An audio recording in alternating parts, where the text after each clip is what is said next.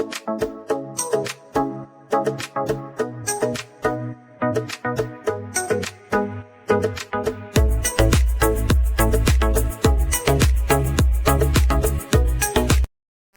સ્વાગત છે મારી ચેનલ શ્રીહરિ રસોઈમાં।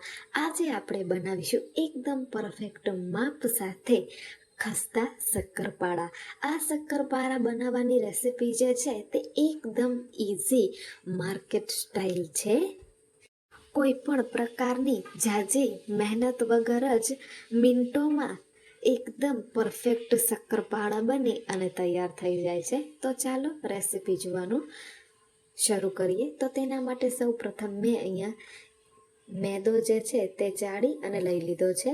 ત્યારબાદ આપણે તેની અંદરથી 1 કપ ભરી અને મેદો એડ કરી દેવાનો છે। જો તમારી પાસે આવો કપ અવેલેબલ ન હોય તો તમે તેની જગ્યાએ વાટકીનો પણ ઉપયોગ કરી શકો છો।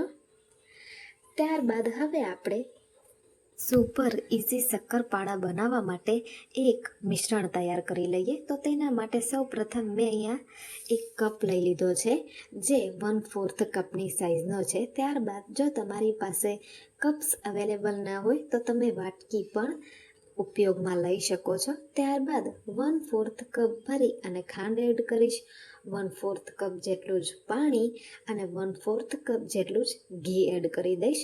તો તમારે આ માપનું ખાસ ધ્યાન રાખવાનું કે જે માપથી તમે ખાંડ લો તે જ માપથી આપણે પાણી અને ઘી પણ લેવાનું છે। હવે આપણે તેને ગેસ પર મૂકી અને ખાંડ જે છે આપણી તે પીગળે ત્યાં સુધી તેને ગરમ કરી લેવાનું છે અને ત્યારબાદ આપણી આંગળી ડૂબે ત્યાં સુધી પાણી જે છે તે ઠંડુ થાય। ત્યારબાદ આપણે તેને લોટની અંદર એડ કરી અને સારી રીતે લોટને બાંધી અને તૈયાર કરી લેવાનો છે। તો અહીંયા મારું લોટ અને પાણીનું મિશ્રણ જે છે તેનું માપ એકદમ પરફેક્ટ હતું। તેના કારણે મેં પાણી જે છે તે એક સાથે જ ઉમેરી દીધું છે, પણ તમારે થોડું થોડું કરતાં જ પાણી એડ કરતું જવાનું અને લોટને બાંધી લેવાનો। તો અહીંયા સારી રીતે મિશ્રણ અને લોટને મિક્સ કરી અને સારો એવો લોટ મેં બાંધી અને તૈયાર કરી લીધો છે। તો તમે જોઈ શકો છો આપણે તેને 1 થી 2 મિનિટ માટે મસળી અને ત્યારબાદ 20 મિનિટ માટે રેસ્ટ કરવા મૂકી દેવાનો છે। તો અહીંયા તમે જોઈ શકો છો 20 મિનિટ થયા બાદ કેટલો સરસ સોફ્ટ આપણો શક્કરપારાનો જે લોટ છે તે તૈયાર થઈ ગયો છે। આ એકદમ પરફેક્ટ માપ છે શક્કરપારા બનાવવા માટેનું। જો તમે ગળ્યું વધારે ખાતા હોય તો તમારે ખાંડ જે છે તે એક્સ્ટ્રા એડ કરવી હોય તો પણ તમે કરી શકો છો। હવે આપણે એક સરખા લુવાઓ તૈયાર કરી લઈશું। તો અહીંયા મેં એક સાઈઝના 3 લુવાઓ તૈયાર કરી લીધા છે। હવે આપણે તેને વણી લઈશું। તો પાટલા ઉપર સૌ પ્રથમ થોડુંક ઘી આપણે સ્પ્રેડ કરી દઈશું, જેનાથી આપણો લોટ જે છે તે ચોટે નહીં। હવે આપણે એકદમ પતલું પણ નહીં અને બહુ થીક પણ નહીં તેવું વણી અને તૈયાર કરી લેવાનું છે।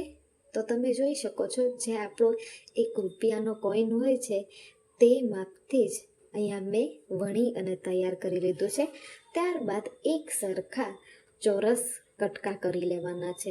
જો તમારે કાજુ કતરીનો શેપ આપવો હોય તો પણ તમે આપી શકો છો। ઘણી બધી વખત લોકો શક્કરપારાની અંદર સોજીનો પ્રયોગ કરતા હોય છે, તો શક્કરપારાની અંદર સોજીનો ઉપયોગ થતો નથી।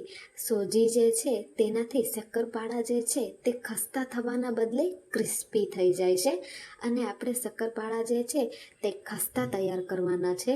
તો અહીંયા તમે જોઈ શકો છો મેં એક કરતાં બધા જ શક્કરપારા જે છે તેને વણી અને પીસીસ કરી તૈયાર કરી લીધા છે અને અહીંયા તમે જોઈ શકો છો મેં એક સાથે જ એક થાળીની અંદર બધા પીસીસને ભેગા કર્યા છે, તો પણ તે બિલકુલ પણ ચોટતા નથી। એનું એક જ માત્ર કારણ છે આપણું માપ પરફેક્ટ છે।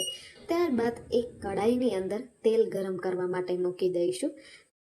તેલ આપણું જે છે તે ગરમ થાય ત્યારબાદ આપણે તેની અંદર શક્કરપારા એડ કરતા જઈશું। તેલ આપણે મીડિયમ ટુ સ્લો ફ્લેમ ઉપર જ ગરમ કરવાનું છે। તો અહીંયા એક એક કરતાં જેટલા તમારી કઢાઈની અંદર સમાય તેટલા તમારે શક્કરપારા એડ કરી અને ચમચા વડે બધી જ શક્કરપારાની જે સાઈડ્સ છે તેને ઉથલાવતા જવાનું અને સારી રીતે ક્રિસ્પી ગોલ્ડન બ્રાઉન થાય ત્યાં સુધી તળી અને તૈયાર કરી લેવાના છે. તો હવે અહીંયા તમે જોઈ શકો છો શક્કરપારા જે છે તે તળાઈ ગયા છે, ક્રિસ્પી ગોલ્ડન બ્રાઉન પણ થઈ ગયા છે. તેને આપણે તેલની અંદરથી નિતારી અને એક પ્લેટની અંદર લઈ લઈશું. એકદમ પરફેક્ટ ખસ્તા માર્કેટ સ્ટાઇલ શક્કરપારા બની અને તૈયાર થઈ ગયા છે. તમને મારી આ રેસીપી કેવી લાગી એ મને જરૂરથી જણાવજો. આજ માટે આટલું જ. ફરી મળીશું નવી રેસીપી સાથે.